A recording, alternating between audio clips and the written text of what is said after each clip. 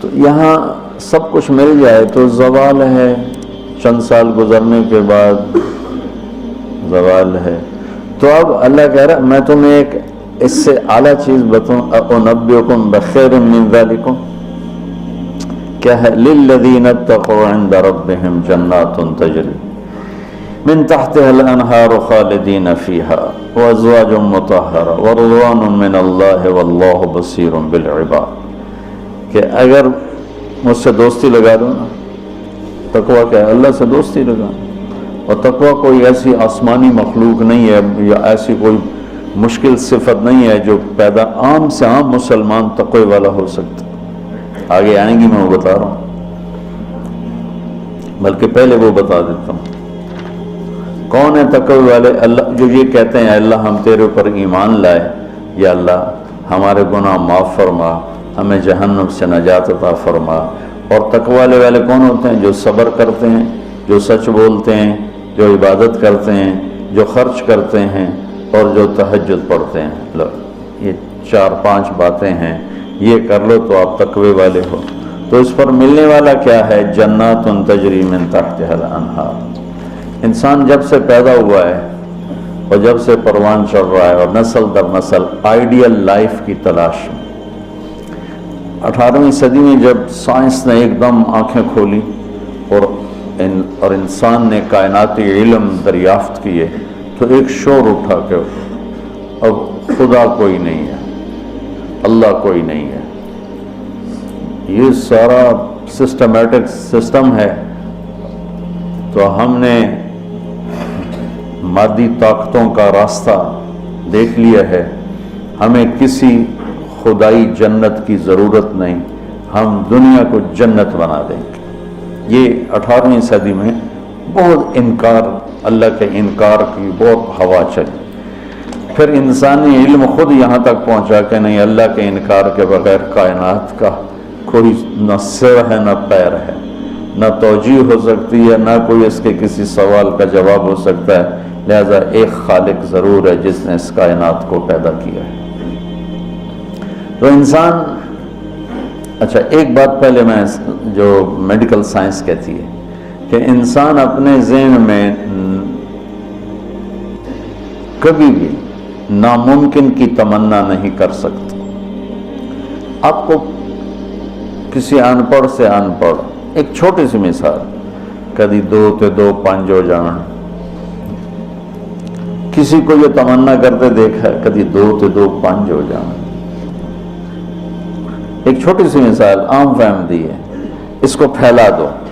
انسان کا کمپیوٹر ناممکن کو نہ سوچتا ہے نہ تمنا کرتا ہے، اندر وہ چیز جاتی نہیں، ناممکن کی تمنا نہیں پیدا ہوتی۔ پھر یہ زندگی کیوں چاہتا ہے؟ یہ کیوں چاہتا ہے موت نہ آئے، موت نہ آئے، موت نہ آئے؟ یہ کیوں چاہتا ہے جبکہ ناممکن کی تمنا اندر نہیں پیدا ہوتی؟ یہ مستقل صحت کیوں مانگتا ہے، لمبی عمر کیوں مانگتا ہے، ہر وقت کی جوانی کیوں مانگتا ہے، ہر وقت کی خوشی کیوں مانگتا ہے، جبکہ یہ ساری چیزیں ناممکن ہیں۔ اس جہان میں ہر وقت کوئی خوش نہیں رہ سکتا، ہر وقت کوئی صحت مند نہیں رہ سکتا، مستقل کوئی زندہ نہیں رہ سکتا۔ پھر یہ ساری خواہشیں جو ابھرتی ہیں یہ بھی بتلاتی ہیں کہ کوئی جہان ایسا چھپا ہوا ہے جہاں زندگی ہے، موت نہیں، آئیڈیل لائف ہے اور کوئی دکھڑا نہیں۔ یہ خود، یعنی میں آپ کو سائنس کے لحاظ سے بات بتا رہا ہوں، اس کی ہمیں ضرورت کوئی نہیں، لیکن ابراہیم علیہ السلام نے کہا تھا وَلَٰكِن لِيَطْمَئِنَّ قَلْبِي، کہ دل کے اطمینان کے لیے یہ بھی ایک دلیل ہے عقلی اور سائنسی کہ انسان ناممکن نہیں سوچتا۔ تو پھر کیوں سوچتا ہے جوان رہوں، خوشیاں دیکھوں، غم نہ دیکھوں، موت نہ دیکھوں، عالی شان گھر ہو، عالی شان سواری ہو؟ یہ کیوں دیکھتا ہے کہ ایک جہان موجود ہے جہاں یہ عالی شان زندگی موجود ہے۔ وہ کہاں ہے؟ عند ربہم، وہ اللہ کے پاس۔ جنت کہاں ہے؟ 7ویں آسمان اس کی بیس ہے، 7واں آسمان، اور 7ویں آسمان سے بنتی ہے اور یوں اوپر جاتی ہے۔ تو ایسا نہیں کہ وہ بلڈنگ اوپر جاتے جاتے جاتے عرش سے مل گئی، وہ بیچ میں اسپیسز ہیں، یہ ایک جنت ہے، پھر ایک یہ ہے، ایک یہ ہے، ایک یہ ہے، ایک یہ ہے۔ عرش کے ساتھ جا کر جو جنت مل گئی ہے کہ اللہ کا عرش اس جنت کی چھت بن گیا ہے، وہ ہے جنت الفردوس۔ ان الذين آمنوا وعملوا الصالحات كانت لهم جنات الفردوس نزلا اولئك هم الوارثون يرثون الفردوس۔ تو فردوس اعلیٰ جنت ہے۔ اللہ نے ساری جنتوں کو بنایا کن کن کن، مگر اللہ کو کن، اللہ کو بیٹھا کن کن نہیں آکھی جاندہ، یہ صرف ہمیں سمجھانے کے لیے، اللہ کو تو کن کہنے کی بھی ضرورت نہیں ہے، لیکن میرے نبی کا فرمان ہے باقی ساری جنت بنی میرے رب کے امر کے ساتھ، اور جنت الفردوس کو اللہ نے بنایا اپنے ہاتھوں کے ساتھ۔ تو یہ دنیا اللہ نے جس دن بنائی ہے، جس دن، اس سے لے کر آج تک اس کو ایک دفعہ بھی محبت سے نہیں دیکھا، اور جنت الفردوس کو جس دن بنایا ہے اس دن سے لے کر آج تک روزانہ دن میں 5 دفعہ رحمت کی نظر ڈالتا ہے۔ اور جنت الفردوس کو ہاتھوں سے بنایا ہے تو کیا چیز بنی ہوگی؟ ہاتھوں سے بنایا ہے وہ کیا چیز بنی ہوگی؟ جس دن بنایا تھا اس دن سے لے کر آج، اور آج سے جس دن اس میں جانا ہے، آنے والا زمانہ بھی موجود ہے، گزرا ہوا زمانہ کوئی 25 ارب سال ہے، 30 ارب سال ہے اس کائنات کو بنے ہوئے، تو اگر اسی عدد کو لے لیں تو میرے نبی کا فرمان ہے کہ اللہ جنت الفردوس کو روزانہ دن میں 5 دفعہ اس کا میک اپ کرتا ہے۔ پہلے سے 5 دفعہ جس چیز کا میک اپ ہو وہ کیا چیز بنے گی؟ اچھا یہ تو دنیا ہے نا، چھوٹی چیز ہے، اس کا تو زیادہ میک اپ ہو نہیں، اس مسجد کا ہم میک اپ شروع کریں تو یہ چھوٹا سا حال ہے، سال 2 سال 3 سال میں ہم دنیا کے تارے توڑ کے لے آئیں، تو بھی چند سال کے بعد کوئی جگہ ہی نہیں ہوگی بھی اب کہاں کیا چیز رکھیں۔ میں اس پہ حیران ہوتا ہوں، ایک لڑکی دلہن بن رہی ہے نا، تو وہ پارلر پہ اسے 1 گھنٹہ 2 3 4 5 6 7 8 لگا دو، اس کے بعد وہ کیا کریں گے؟ منہ ایڈا سارا، تو اب اس کے اوپر پورا ڈبہ تو نہیں ڈال دیں گے پاؤڈر کا، یا ساری سرخی اس کے منہ پہ مل دیں گے، وہ تو بھوتنی بن جائے گی بجائے دلہن میں۔ تو ایک لڑکی ہے، ایک لڑکا ہے، ایک گھر ہے، اس کی ڈیزائننگ ہے، اس کا میک اپ ہے، کسی کو چند گھنٹے لگیں گے، کسی کو چند سال لگیں گے، اور پھر ختم، کہ بس اس سے زیادہ نہیں ہو سکتا ہے۔ لیکن میں جب بھی سوچتا ہوں میں گم ہو جاتا ہوں، حیرت میں گم ہو جاتا ہوں کہ اللہ نے جنت الفردوس کی ہر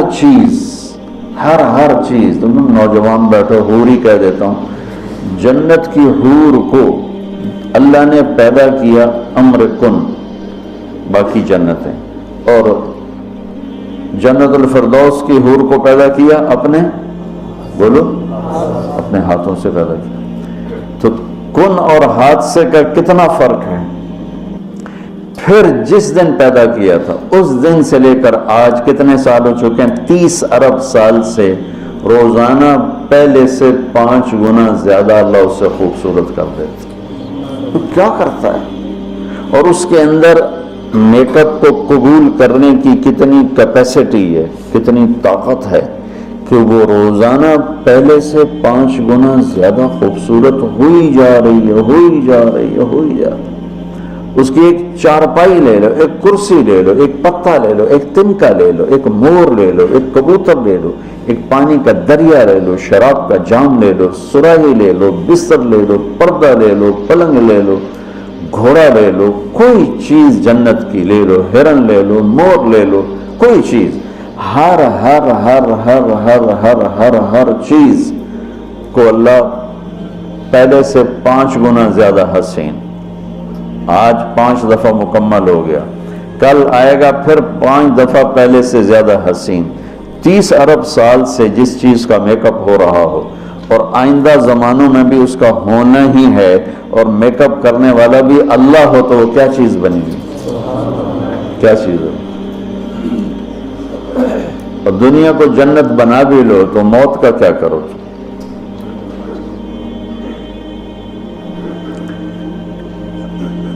ایک آدمی نے بہت عالیشان بنایا اپنا گیٹ گھر، تو میں اس کے ساتھ جا رہا تھا تو مجھ سے کہنے لگا مولانا صاحب اتنے ہی ویکھو اسی تو اتنے روپیے لا چھڑیں تسی ویندے ہی نہیں پے ہو، دیکھو میں نے کیا بنایا ہے۔ تو مجھ سے کہنے لگا مولانا صاحب اتنا ویکھو تو میں کتنے پیسے لائیں تے کی بنا دیتا ہے۔ تو میرے بولنے سے نا پہلے خود ہی بول پہ پر مصیبت ہے مر جاونا ہے چھڑ جاونا ہے ساتھ ہی، اور مصیبت ہے مر جاونا ہے چھڑ جاونا۔ میں کہا بھائی ہوں دس، تو آپ ہی دس دیتا ہے، میں ویک کی کرنا؟ تو کیا علاج کرنا؟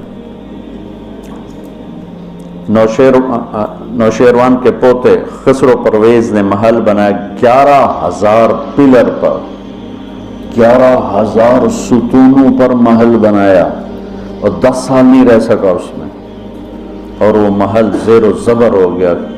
کیسر نے شکست دی اور محل کو آگ لگا دی۔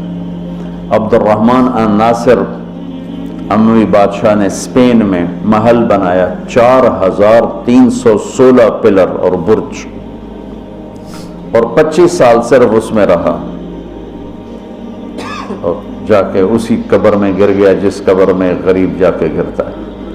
آج اس محل کے کھنڈر میں دیکھ کر آیا ہوں قرطبہ میں کہ کیا وہ شان و شوکت 300 ہجری میں بننا شروع ہوا،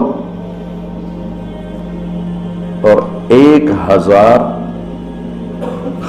خچر سامان ڈھونے کے لیے، اور 10,000 مزدور مستری راج اس پہ کام کرنے کے لیے، چونکہ اس مینول کام تھا سارا، مشینی کام تو تھا نہیں، اور پوری دنیا سے سونا چاندی ہیرے لائے گئے، اور مختلف جگہ پہ پارے کے تالاب بنائے گئے سورج کی گردش کو سامنے رکھ کر، کہ پارا چونکہ ٹکتا نہیں، یوں کرتا ہے تو سورج کی شعائیں اس پر پڑتی، اور جب وہ پارا ڈانس کرتا تو شعا بھی ڈانس کرتے ہی اوپر جا کے محل پہ پڑتی، تو پورا محل یوں رقص کرتا ہوا نظر آتا تھا، یوں سارا محل جھومتا نظر آتا تھا۔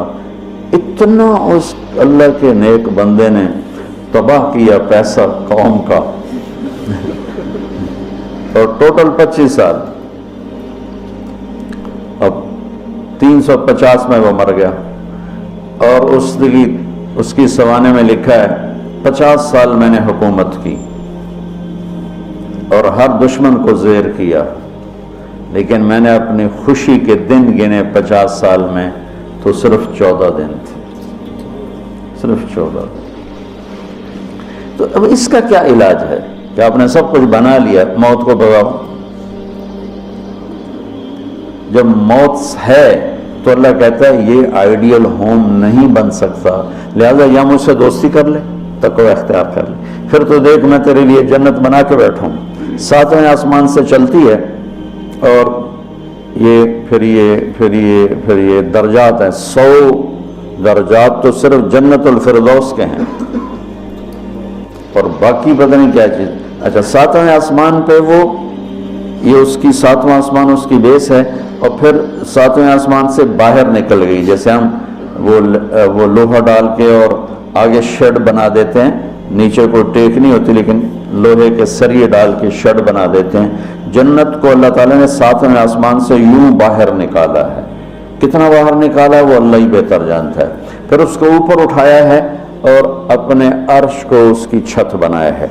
جنت الفردوس کے لیے اللہ کا عرش چھت ہے اس مسجد کی چھت کی طرح، اور باقی جنتوں کے لیے اللہ کا عرش چھت ہے آسمان کی طرح، آسمان کی طرح۔ تو اس میں ایک تنکا لکڑی یا گھاس، وہاں کا تنکا بھی سونے چاندی سے بنا ہوا ہے، یہاں کے درخت لکڑی کے، ایک کہنے لگا سونے چاندی سے پھل کیسے آئے گا؟ میں نے کہا لکڑ تو پھل کیوں میں آ جانا، یہ کوئی ہے عقل میں آنے والی بات کہ لکڑی سے پھل نکل ہے؟ لیکن چونکہ ہم ہر وقت دیکھتے رہتے ہیں تو وہ ہمارا ذہن اسے قبول کر چکا ہے. ورنہ کوئی عقل کی بات ہے کہ لکڑی میں سے آم نکل آتا ہے اور لکڑ میں سے انگور نکل آتا ہے, چھوٹی سی بیل میں سے اتنا بڑا تربوز نکل آتا ہے. یہ کیا چکر ہے؟ زمین پر پڑے پڑے پڑے پڑے پڑے اتنا ہو جاتا ہے. وہ کہتے ہیں کوئی فلسفی جا رہا تھا تو اس نے دیکھا اتنا بڑا تربوز زمین پہ پڑا ہوا اور آم لگے ہوئے درخت پر, تو کہنے لگا ایک ہی گل ہوئی, چھوٹے چھوٹے اتلا دیتے ہیں وڈے نو ہیٹھاں پاتا ہے. تو اب ابھی اسی سوچ میں تھا تو ایک کام ٹوٹ کے اس کی ٹنڈ پہ لگا, کہنے لگا سمجھ آ گئی یہ میرے اتنے ہندوانہ ڈاندا تو میرا کی حال ہے,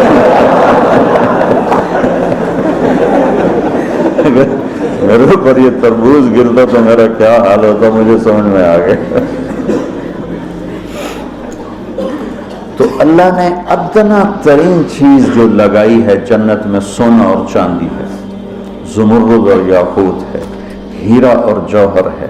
اور میں نے ملکہ برطانیہ کے محل میں دیکھا, اس کے تاج میں, ان کے محل میں عجائب گھر بنا ہوا تو ان کے تاج میں لگا ہوا تھا کوہ نور.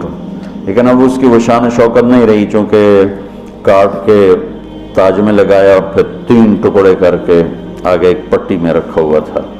یہ پورا جب ہیرا تھا تو دیوگری جنوبی ہند کی ایک ریاست تھی, اسے علاؤالدین خلجی نے فتح کیا. تو جب مال غنیمت کے لیے خزانے کا دروازہ کھولا گیا تو اس میں یہ ہیرا پڑا ہوا تھا. تو علاؤالدین خلجی کے منہ سے بے ساختہ نکلا کوہ نور, یہ تو نور کا پہاڑ ہے. تو اس سے اس ہیرے کا نام ہی کوہ نور پڑ گیا. تو پھر جب انگریزوں نے فتح کیا ہندوستان کو تو پھر ملکہ برطانیہ کے لیے اسے جہاز کے ذریعے سے وہاں لندن پہنچا دیا گیا. یہ دنیا کا سب سے بڑا ہیرا تھا, ہو سکتا ہے اب اس سے بڑے ہوں, لیکن جنت کے کسی بھی لباس میں, تاج میں, گلاس میں, سراہی میں, میز پر, کرسی پر, بستر پر, مسیری پر, پلنگ پر, دروازے پر, کھڑکی پر جو موتی ہیرے جڑے ہوئے ہوں گے, اس میں سب سے چھوٹا موتی یا ہیرا یا نیلم یا زمرد یا پکھراج, جو بھی تم نام لے لو جو آج دنیا میں قیمتی پتھر پائے جاتے ہیں, اس کو لا کر یہاں ٹیبل پر رکھ دو, وہ اتنا سارا ہو تو میرے رب کی قسم یہاں سے آسمان تک روشنی پھیل جائے اور خوشبو پھیل جائے, خوشبو پھیل جائے. تو اللہ تعالیٰ کہہ رہا تم مجھ سے صلح تو کرو, مجھ سے یاری لگاؤ, میں نے آئیڈیل ہوم تمہارے لیے بنایا ہوا ہے. ایک نوجوان کہنے لگا اللہ حوروں کا لالچ کیوں دیتا ہے؟ میں نے کہا زنا سے روکنے کے لیے, کیونکہ لوگ شادی کر کے بھی زنا نہیں چھوڑتے ہیں, اور اللہ معاشرے کو پاک دامن دیکھنا چاہتا ہے. جس معاشرے میں زنا پھیل جاتا ہے وہ معاشرہ برباد ہو جاتا ہے. تو اللہ چاہتا ہے کہ ہر مرد عورت پاک دامن زندگی گزارے, اس لیے نے نکاح کا راستہ رکھا. اور پھر مرد کی شہوت کو روکنے کے لیے وعدہ کیا تو یہاں صبر کر, حلال کام کر, تو آجا میرے پاس, میں نے تیرے لیے تیری اس خواہش کا سامان تیار کر کے رکھا ہوا ہے. کہ یہاں کا مادہ مٹی ہے, وہاں کا مادہ مشک و عنبر ہے, وہاں کی گھاس زعفران کی ہے, یہاں زعفران اتنا سا ملتا ہے اور لاکھوں روپے کا کلو ملتا ہے, اور وہاں پوری میدان میں جو گھاس ہے وہ زعفرانی ہے. اور گھر کی 1 اینٹ موتی کی ہے, 1 اینٹ زمرد کی ہے, 1 یاقوت کی ہے, 1 زمرد کی ہے, 1 سونے کی ہے, 1 چاندی کی ہے, بیچ میں مشک کا گارا ہے اور زعفران کی گھاس ہے, اور اللہ کا عرش اس کی چھت بنایا گیا ہے. اور وہ اندر بیٹھو تو باہر نظر آتا ہے, باہر بیٹھو تو اندر نظر آتا ہے. میں نے ایک دفعہ جنت کا محل دیکھا خواب میں, تو یہ اس کی میں نے صفت جو پڑی تھی وہ میں نے آنکھوں سے دیکھی کہ میں اس کے اندر چل رہا تھا, مجھے باہر بھی نظر آ رہا تھا اور اوپر بھی نظر آ رہا تھا اور دائیں بائیں بھی نظر آ رہا تھا. حالانکہ میں ایک گیلری میں چل رہا تھا, اور اس کا جو فرش تھا مجھے لگتا تھا ہر فرش کی ٹائل کے نیچے سورج نکلا ہوا ہے, اس طرح اس میں سے روشنیاں نکل رہی تھیں, روشنیاں نکل رہی تھیں.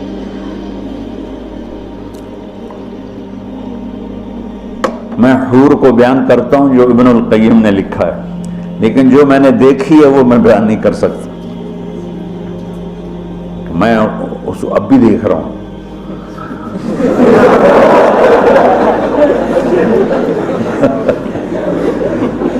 میرے رب کی قسم میں کیسے بتاؤں کہ وہ کیا حسن، کیسے بتاؤں؟ یقین مانو میں کتنا جنت کو بولتا ہوں، اور میں جنت کے حوروں کو بولتا ہوں جو لکھا ہوا ہے، لیکن جو اللہ نے مجھے دکھایا وہ میرے پاس نہ لفظ ہے، اس کی مسکراہٹ